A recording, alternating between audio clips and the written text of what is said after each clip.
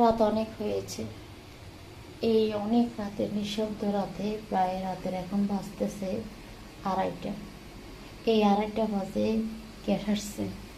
সেই গ্যাসের মধ্যে রান্না করছি শুধুমাত্র কাদের জন্য?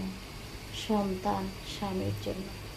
এত কষ্ট করি, রাত জায়গায় রান্না করি শুধুমাত্র স্বামী সন্তান যেন সারাদিন পরিশ্রম করে স্বামী যেন আসে, যেন টাইম দিয়ে দুটা খেতে পারে।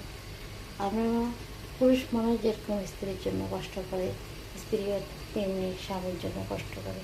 এটা কিন্তু বাস্তব। আমার কথাটা কিন্তু কেমন হচ্ছে আমি জানি না, তবে সত্যি যারা সংসারী অবশ্যই এটাই করে। দেখবেন আমার এখন গ্যাস আসছে, এখনই রান্না করছি। আপনারা দেখেন দেখেন আমি এখন রান্না করছি।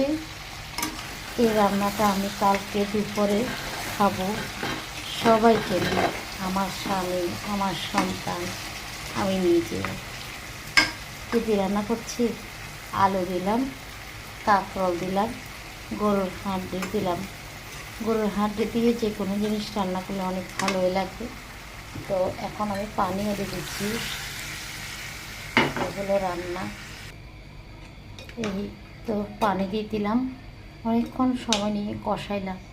এরপরে এখন ঢাকনা দিয়ে সময় নিয়ে রান্নাটা করবো। বলক আসলে মিডিয়াম আঁচ করে দেব।